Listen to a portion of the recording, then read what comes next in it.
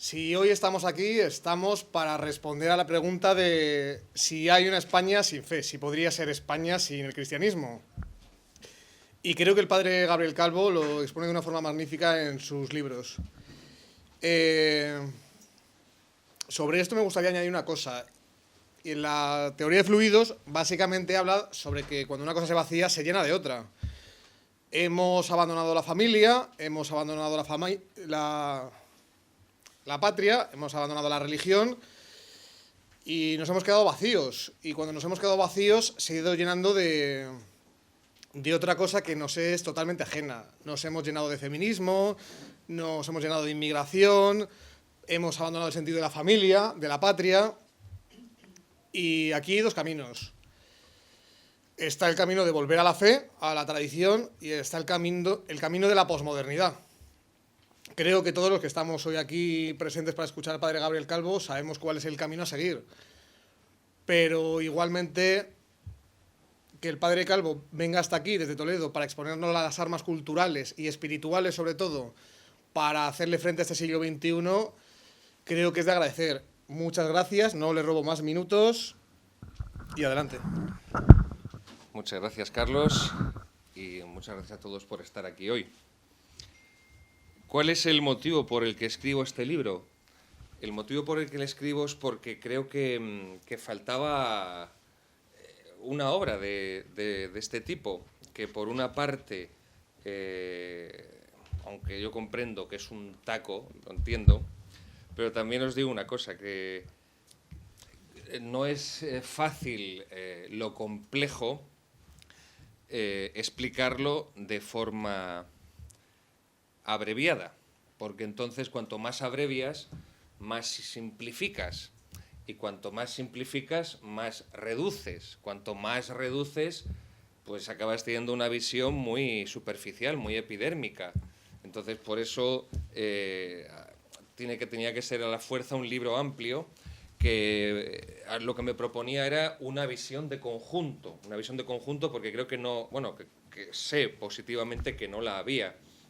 Por un lado están las historias de la transición española, más o menos políticamente correctas, las que han hecho algunos sacerdotes sobre la historia de la Iglesia durante la transición en España. No es que sean políticamente correctas, es que son repugnantes, son vomitivas. Es un oficialismo servil que da sonrojo leer aquello, te avergüenzas.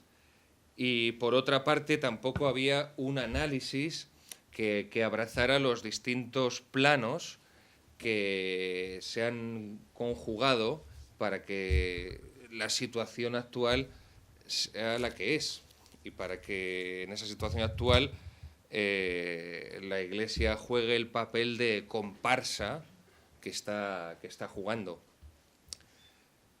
Entonces, desde el plano de la filosofía del derecho, desde el plano de la teología, desde el plano de la historia, quería ofrecer esa visión de conjunto. Una visión de conjunto que yo la he ido haciendo con los años, no porque sea más inteligente que vosotros, sino simplemente pues porque voy a hacer 14 años de sacerdote, y de los 14, excepto 4 que estuve en la diócesis de Getafe, los otros 10 he sido párroco y soy párroco rural. Allí estoy exiliado en los montes de Toledo y feliz de estar allí porque no me pueden chantajear. No me pueden decir, si dices esto o si escribes lo otro, te mandamos al último pueblo de la diócesis. Ya estoy en el último pueblo de la diócesis, no os preocupéis. Yo lo pedí. No, se va la luz 6 o 8 veces al mes y no hay internet la mitad de los días. Si hace viento se va la luz, si hace calor se va la luz, si llueve se va la luz, si hace aire se va la luz. Si somos muchos en el verano se va la luz. Es como si son muchos en el verano sale el agua marrón, porque, en fin, todas estas cosas. La carretera se acaba ahí, tú lo conoces, la carretera se acaba ahí, ya no hay más. A ver, lo peor de todo esto es que está hablando del pueblo de mi madre. Que todo se ha dicho de paso, de los 3 que tengo, el mejor es el más religioso, ¿eh? Todo se ha dicho de paso. allí da gusto. ¿Qué iba a decir, no? Allí, no, te lo digo de corazón. Allí cuanto más caña doy, más me felicitan. Bien, pues es mi intento ofrecer eso. Entonces, como he estado siempre de párroco con pueblos pequeñitos, porque evidentemente al decir las cosas que digo, que las dije siempre desde que estaba en el seminario, pues no iba a hacer ningún tipo de carrera eclesiástica. No me hice cura para hacer carrera eclesiástica. Entonces, siempre he estado castigado en sitios pequeñitos y lejanos y eso me ha dado mucho tiempo para dedicarme al estudio. Eran 3 alternativas las que tenía por delante. O me sacaba la licencia de caza y me dedicaba a la caza, o ponía un huerto y gallinas, o me dedicaba a estudiar. Entonces vi que lo más enriquecedor era la cuestión del estudio. Bien, la portada del libro yo la elegí porque es muy significativa.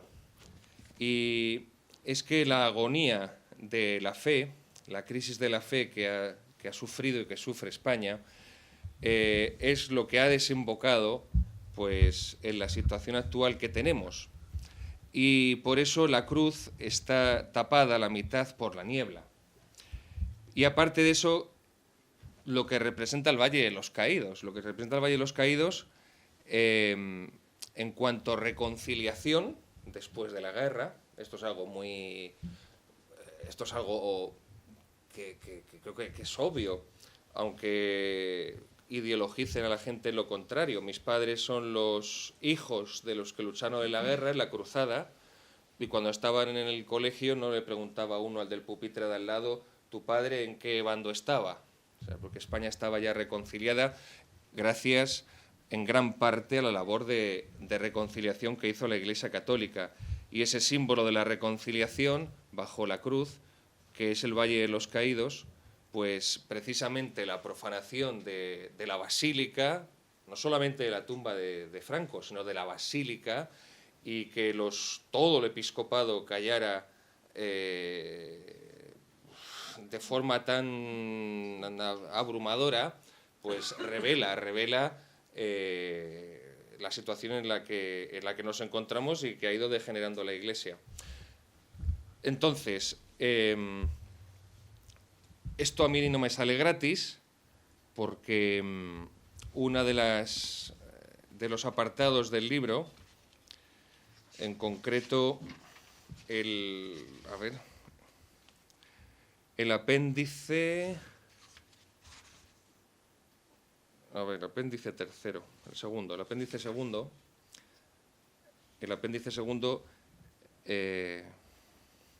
me llamó el obispo, el anterior, y me amenazó con una pena canónica. Una pena canónica similar a la que le imponen a un cura que ha sido pederasta.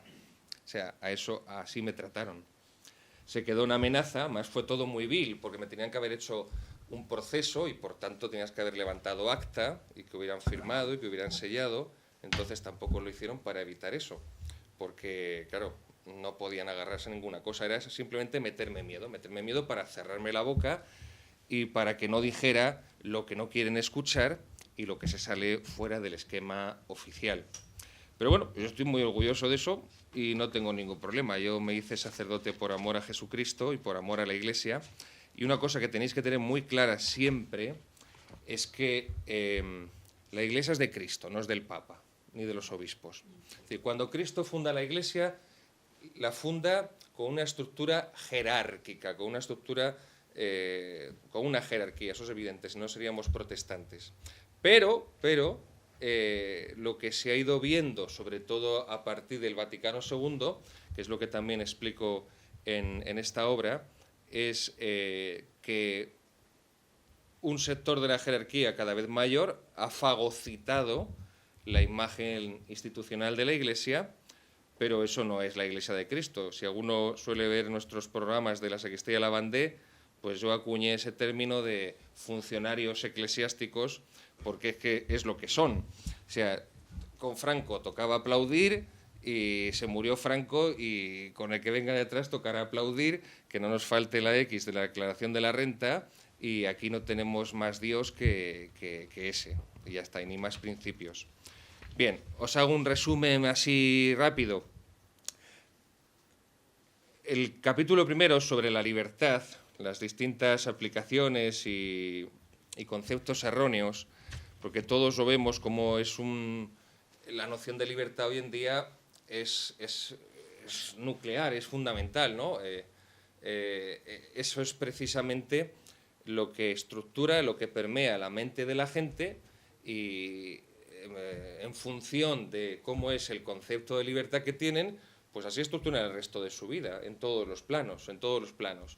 O sea, si tú sabes que realmente la libertad es un medio y no un fin, y que la libertad consiste en elegir el bien, pues evidentemente tu visión de la realidad cambia por completo. No, pues antes, ahora Carlos nos hablaba de pues la ideología de género, de todo esto, ¿no? Pues evidentemente detrás está ese concepto errado de libertad.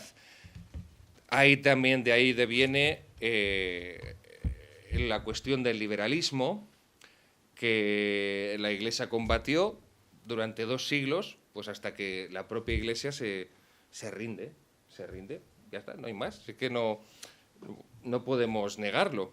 Y también la cuestión de la libertad en religión, que es la libertad religiosa, que evidentemente por las consecuencias que vemos, pues ha sido totalmente deletérea. El segundo capítulo es, pues eso, una radiografía breve de la situación actual de España, para que toda la cuestión que voy exponiendo de forma las ideas, por decirlo de alguna forma, se vea cómo se va reflejando en todos los apartados que tiene la situación actual española, ¿no? Pues en la política, en la cuestión judicial, en la educación, la inmigración y demás. En el capítulo tercero hago una comparativa entre la Alemania nacionalsocialista y la España socialista de Pedro Sánchez y los que han venido antes. Y lo que ahí quiero remarcar son una serie de coincidencias, sin entrar tampoco, entendedme, sin entrar tampoco en esa criminalización gratuita que se hace muchas veces del nacionalsocialismo, que no digo que no esté fundamentada, evidentemente, pero que, como todos sabéis, nunca se hace una analogía del comunismo.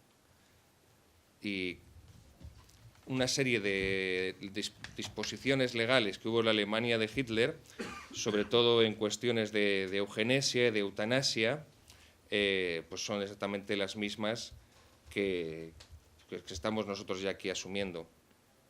El capítulo cuarto es acerca del sentido de la muerte y de la cultura. Claro, la cultura viene de colere, en latín, de culto, y como decía el gran filósofo de la historia Arnold Toynbee, las civilizaciones las fundan las religiones, y una civilización muere cuando muere la religión que la dio a luz. Entonces, me inspiró especialmente para escribir ese capítulo, pues aquella ceremonia masónica que todos visteis, del homenaje que se hizo a las víctimas del COVID, en la que estaban también el presidente y el vicepresidente de la Conferencia Episcopal Española, que yo no sé qué pintaban allí, pero bueno, pues ya está, toca aplaudir de esa forma para que no nos quiten la X, pues ahí estaremos, ¿no? Si hubiera sido una orgía gay, pues también habría estado allí aplaudiendo, porque no hay más criterio. Bien, el capítulo quinto es el corazón de la obra, de la crisis de fe, la descomposición de España, y ahí es sobre todo donde hago el análisis pues de cómo se hizo todo el proceso de la transición. Especialmente me centro en el campo de la Iglesia. Sabéis que la transición en realidad fueron 3, la transición política, que la lleva a cabo principalmente Suárez, la transición militar para destruir el ejército de Franco, que la lleva a cabo Gutiérrez Mellado, y la transición, creo que la más decisiva, que es la que es la religiosa, la eclesial, que es la que lleva a cabo el cardenal Tarancón, y que de ahí venimos, es decir, de ahí precisamente todo lo que estamos viviendo hoy en día procede de ahí, y por eso no es casualidad que desde el cardenal Tarancón hasta hoy, todos los presidentes que ha tenido la Conferencia Episcopal, todos, cuando son elegidos, tienen que hacer mención del cardenal Tarancón, porque es precisamente esa línea a la que siguen, y la línea que siguen no es otra que la supeditación de la fe a la política. Ya está, la supeditación de la fe a la política. Hace cosa de 2-3 semanas estuve hablando con Fernando Barrio Canal, que es el ecónomo de la Conferencia Episcopal, que me sorprendió gratamente, porque yo pensé que era un servil, y me certificó que era un servil, pero en la ejecución solo vi que tenía pensamiento independiente. Ya con poco me conformo hoy en día, Y nos estaba explicando a otro sacerdote amigo y a mí que en esto de la causa general que han montado ahora contra la Iglesia en bloque por la cuestión de los abusos sexuales a menores, que los obispos veían muy bien que toda esa operación estuviera dirigida desde el gobierno, porque así no podrían acusarles de imparcialidad. O sea, mirad hasta dónde estamos cayendo, hasta dónde estamos cayendo. Y también me contaba, como es el que lleva los dineros de la X, de la conferencia, claro, esto te lo cuenta tomándote un café. Si tiene que decirlo en otro sitio, lo negará todo. Nos contaba también que el día famoso, cuando fue allí Bolaños, Félix Bolaños, con Pedro Sánchez, de la conferencia, con la cuestión de las inmatriculaciones, pues que estaba allí él, estaba Omeya, el presidente de la conferencia, Bolaños y Pedro Sánchez. Y que le dice Pedro Sánchez a Omeya que 30 millones de euros y nos olvidamos de esto. Y dijo Omeya que sí.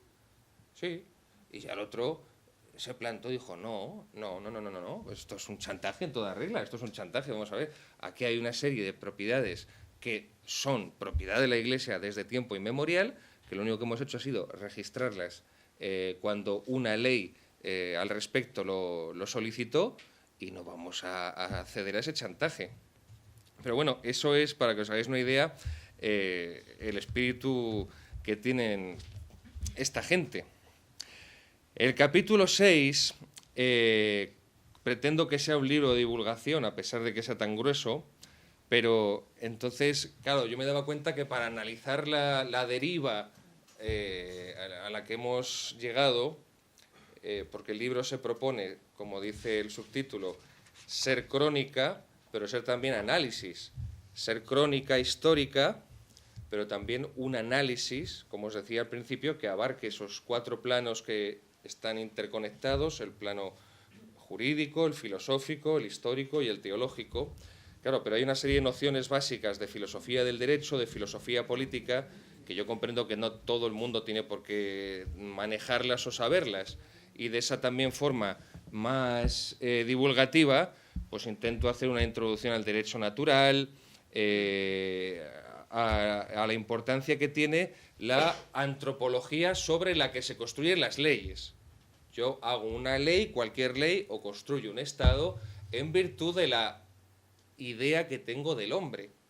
En virtud de la idea que tengo del hombre, por extensión, es la idea que tengo sobre la familia, sobre la sociedad, sobre el matrimonio, etcétera, etcétera. Entonces, cuando esa antropología es errónea, pues evidentemente es erróneo todo el resto de cosas. Es erróneo la concepción que tengo de la familia, la concepción que tengo de la vida, de la muerte, de la sociedad, del Estado mismo. El capítulo 7 lo dediqué a la profanación del Valle de los Caídos. Y del helicóptero llevándose el ataúd de Franco, ver ahí a Dolores Delgado, a Bolaños, a todos aquellos en la puerta de la basílica. Yo lloré y perdonadme la expresión, porque me sentí como un gilipollas, pero me llamaron muchos sacerdotes diciéndome lo mismo. Estoy llorando delante de la televisión, estoy llorando.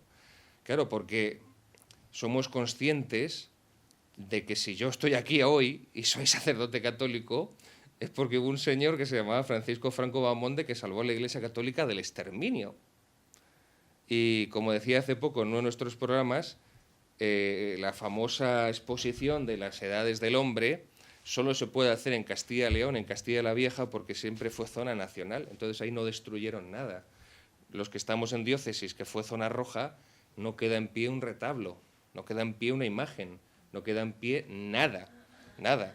A mí me llamaba una ocasión para hacer me pedía una partida de bautismo por una cuestión de herencia. Y yo decía, bueno, pues mire, usted es que tuvo la mala suerte, su madre tuvo la mala suerte de nacer en 1935. Y es que en el 36 aquí quemaron todo. No hay nada. No hay ni una imagen, ni un papel del archivo, no hay nada. O sea, es como si aquí la iglesia hubiera llegado en abril del 39. O sea, porque el templo sabemos que es más antiguo, pero te pones a mirar y no hay nada anterior a abril del 39. Entonces, la Iglesia es la primera que debe a Franco haberla salvado del exterminio y luego toda la colaboración durante los 40 años de régimen que tuvo de cara a que cumpliera su misión de apostolado, de difusión del Evangelio, etc. El capítulo 8 lo dedico a la teología protestante del Partido Popular. Es decir, el Partido Popular en política representa perfectamente lo que se ha convertido la Iglesia del Vaticano II en adelante, ¿no? Pues una institución acomplejada, a rebufo de la izquierda, ¿no? Aquello que decía Pablo Casado de que nosotros no tenemos que cambiar en la sociedad, no tenemos que influir en la sociedad, tenemos que estar con los cambios sociales. Muy bien, pues esto es lo que precisamente se ha venido dedicando la Iglesia. Y el capítulo 9, pues hago una teología de la historia sobre la situación actual que estamos viviendo. Y creo que es muy importante. La teología de la historia es una ciencia, un apartado de la teología que se empieza a cultivar con San Agustín, siglo V, con su obra famosa Las dos ciudades, y que es algo que realmente te da mucha esperanza teologal, esperanza teologal, no esperanzas humanas que se van por la alcantarilla, te da mucha esperanza y te ayuda a comprender mucho de la situación actual, porque el problema que tiene mucha gente, lo veréis también vosotros, no es vuestro caso, seguramente, pero lo veréis en muchas personas, amigos, familiares, compañeros de trabajo, de estudios, pues es que tienen el que piensa, el que tiene un poquito de actividad neuronal, que ya tampoco hay que pedir mucho más, ya os digo que yo estoy seguro que la nota de corte para entrar al cielo ha bajado un 2,5. O sea que a partir de ahí yo ya con poca cosa me conformo, no voy a pedir mucho más. Bien, pues el que tiene un poquito de actividad neuronal, pues claro, tiene una serie de datos, pero no consigue tener una visión de conjunto, le faltan piezas al puzzle y no entiende nada. Entonces no entiende, pues por ejemplo, que el Papa sea comunista. No entiendo. Pues sí. Pues no entiendo que vaya Yolanda Díaz al Vaticano y el Papa se deshaga con él. No entiendo. Pues sí. Pues no entiendo por qué los obispos no apoyan la inmigración ilegal. No lo entiendo, no lo comprendo. Bueno, pues la teología de la historia te ayuda mucho a integrar, como digo, esos conocimientos de distintos campos, el campo jurídico, filosófico, teológico, histórico, y de esa manera ver la realidad como Dios la ve, con esa visión de conjunto. Es decir, sabéis todos que Dios no tiene pasado, presente y futuro, Dios es eterno. Nosotros tenemos un presente en el que estamos, un pasado que acabamos de dejar y el futuro que no lo conocemos. Esto no es como dicen los partidos políticos, ya sabéis, ese famoso lema electoral que usan todos los partidos políticos de mirando al futuro. Perdonadme la expresión, ¿y qué coño es el futuro? Pero ¿qué te ha fumado, no? Es decir, pues no existe el futuro, imbécil, no existe el futuro. No sé qué vas a mirar el futuro, no existe el futuro. Podrás mirar al horizonte, cómo sale el sol o cómo se pone, pero no hay más. Bien, pues la teología de la historia nos ayuda mucho a tener esa visión de conjunto sobre el tiempo que nos está tocando vivir, que es un tiempo crucial, porque no es un tiempo, a ver, ¿cómo lo diría? No es un tiempo común. Estamos ante un fin de época fundamental, decisivo, que es el ocaso, la muerte del cristianismo en Occidente, con todo lo que ello implica, en todos los sentidos, en todos los planos, en todos los campos.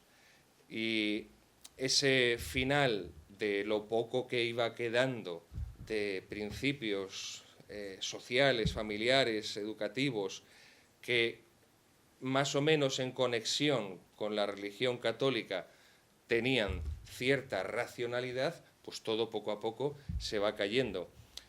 Podemos decir que estamos en la época más grave de la historia de la humanidad. Yo como historiador, aunque sea en voz baja, creo que sí podemos decirlo, porque tenemos que diferenciar entre inmoralidad y amoralidad, ¿eh? Y esto no son simples juegos de palabras teoréticos.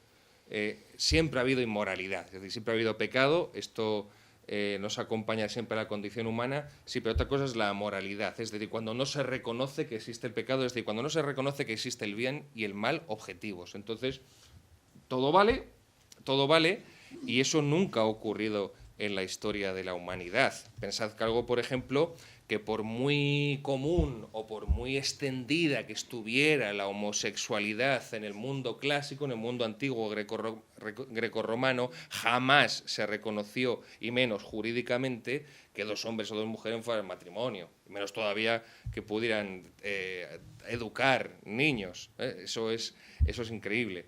O pensad, por ejemplo, en la eugenesia que se practicaba en el siglo IV, V antes de Cristo, en la famosa Esparta. Bueno, pues es una eugenesia que se practicaba al menos cuando el niño había nacido, y entonces veían si el niño estaba bien o no estaba bien físicamente, según sus estándares. Todos conocéis los estándares que había tan exigentes, sobre todo para los niños, en la antigua Esparta, pero es que hoy ni siquiera les dejamos nacer. Y cuántas mujeres y a cuántas chicas habrán engañado diciéndoles que su hijo o su hija venía con no sé qué tipo de enfermedades de no sé qué, y han terminado por abortar. Yo conozco casos que les decían que iba a tener síndrome de Down, que iba a tener espina bífida, que iba a tener tal, y esos niños, las niñas, están perfectamente bien de salud. Bueno, y termino el libro con unos apéndices sobre el conocimiento de la historia, que creo que es fundamental y que no es casual precisamente que sea uno de los campos, junto con la filosofía, más atacados, porque tenemos que tener una cosa muy clara, y es que es una cosa que todos vemos, se ha perdido la fe, muy bien, pero no solamente es que se ha perdido la fe, con la fe se ha perdido la razón, porque la fe y la razón no se oponen, no están enfrentadas. Eso es lo que caracteriza principalmente al cristianismo del resto de las religiones. En el Islam no hay filosofía. La última filosofía del Islam se acabó en la Edad Media con Avicena, con Averroes, y ya no hay más filosofía. La filosofía judía, no, que haya filósofos que sean judíos, bueno, pero no puedes decir que hay una reflexión filosófica desde el judaísmo. Y así podríamos decir otras tantas con las religiones hinduistas. Pero lo que ha caracterizado al cristianismo es esa unión de la fe y de la razón, de la fe y de la razón. ¿Qué ocurre? Que al perder la fe, se ha perdido la razón. Y por eso vivimos en una sociedad cada vez más irracional. O sea, nuestros abuelos, yo que me he tirado la mayor parte de mi vida de cura en destinos rurales, con gente muy sencilla, pues dices, bueno, esta gente no tiene grandes estudios, ni tiene una gran cultura, pero tiene un sentido común aplastante. Tiene un sentido común aplastante porque son gente de fe. Y incluso aunque no practiquen mucho, pero toda su vida se ha desarrollado y se han criado dentro de una sociedad que tiene una cosmovisión de fe. Entonces, hay una serie de situaciones, de verdades evidentes, simplemente por la razón, que ven de manera obvia, ¿no? Pues es decir, si una mujer tiene la regla, no puede quedarse embarazada. Bien, cuando a una mujer no le viene la regla, es porque está embarazada, evidentemente lo que tiene dentro no es una lechuga. Entonces, si no es una lechuga, ¿cómo te vas a deshacer de ello?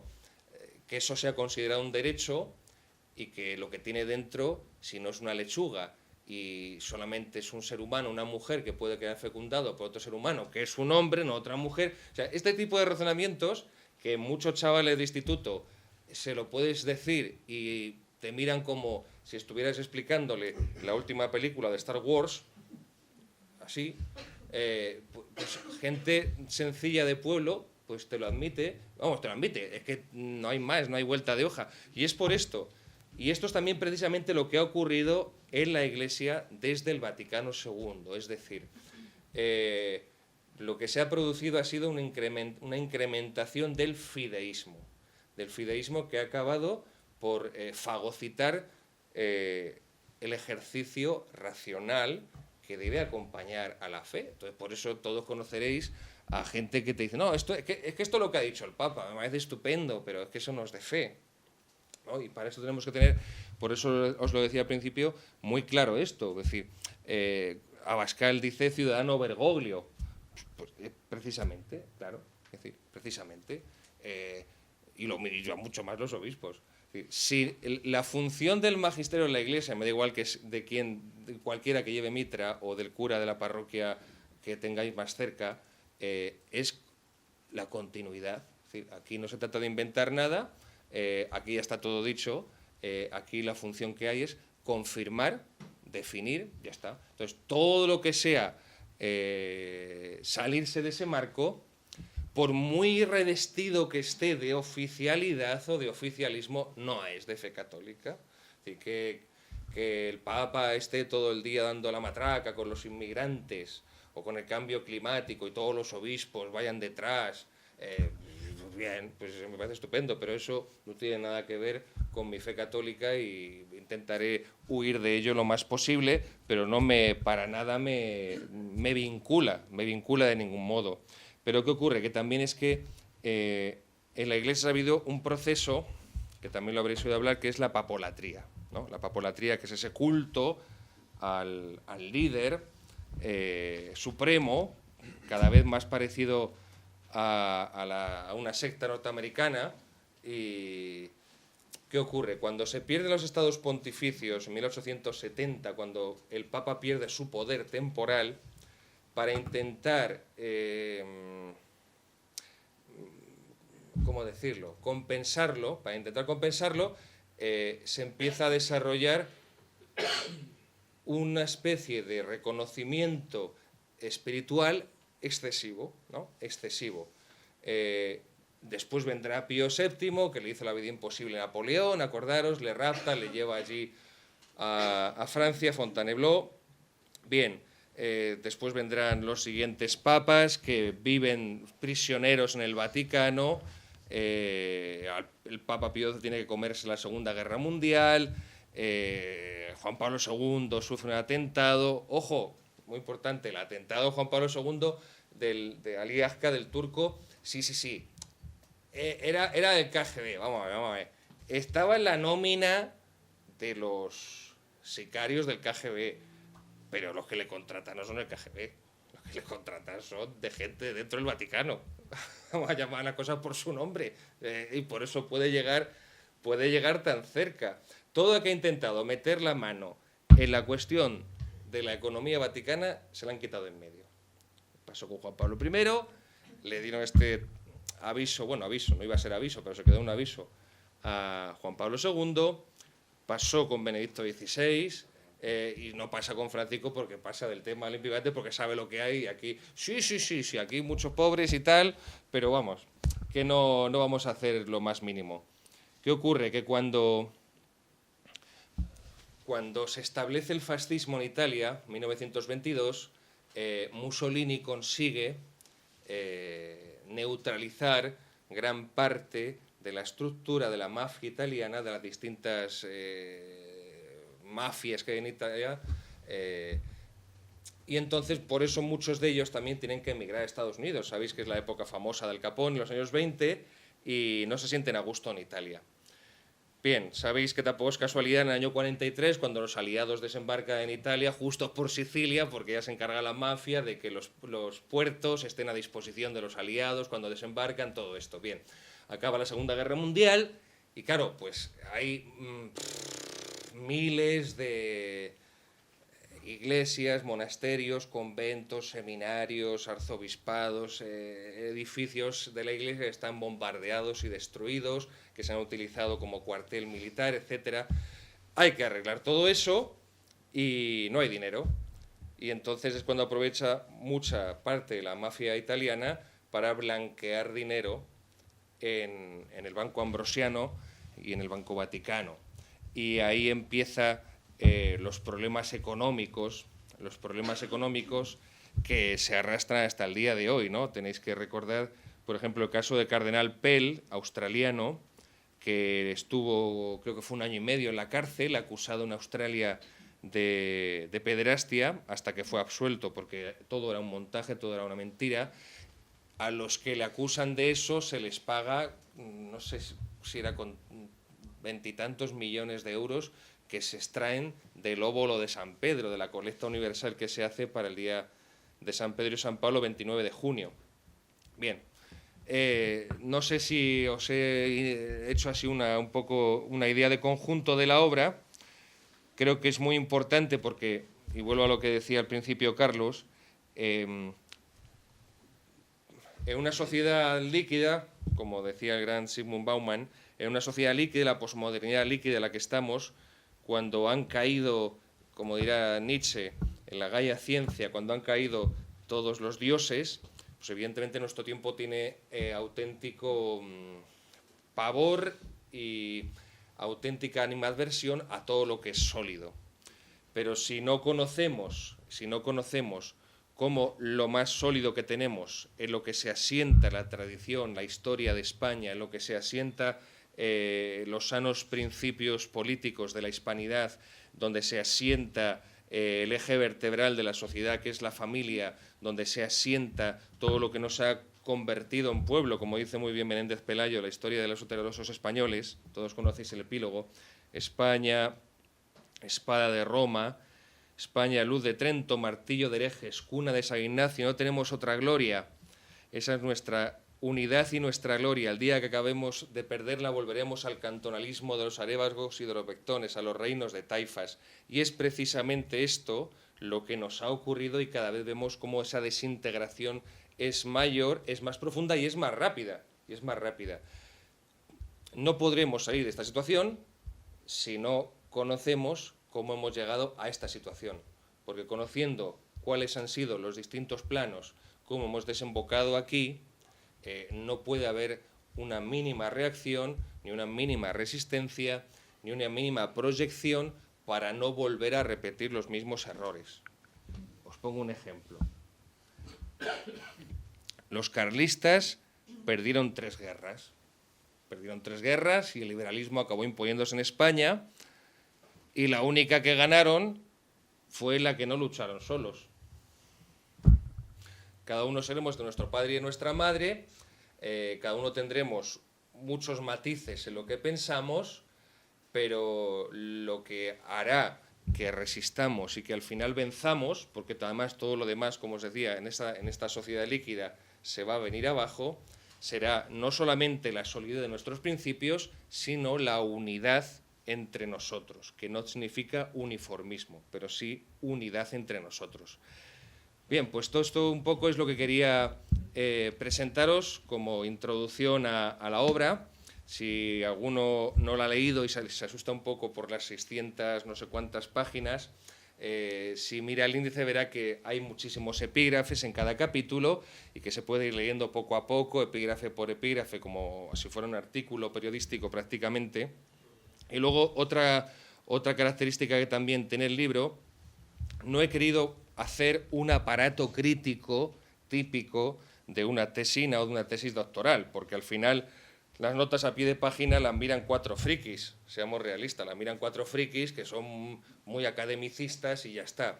Yo lo que quería era meter en el texto las obras y los autores que citaba para obligar a la gente a leerlo, de tal modo que le sonaran a muchos nombres de autores, nombres de obra, y de esa forma abrir un horizonte de posibles lecturas para que cada uno, en el tema que les resulte más atractivo, más atrayente, pues si quiere, pues ahí tiene una pequeña bibliografía para ir profundizando, tanto de historia, como de teología, como de filosofía, etcétera, etcétera, etcétera. Y ese es el motivo, es un motivo didáctico por el cual incluí todos los libros, todos los autores dentro del cuerpo del texto del libro. Luego, quien quiere profundizar en cualquier tema, en cualquier autor, en cualquier asunto, pues hay toda una lista bibliográfica a su disposición desgranada. Y bien, pues agradeceros vuestra atención y agradecerle también a Carlos que haya podido compartir este encuentro con vosotros.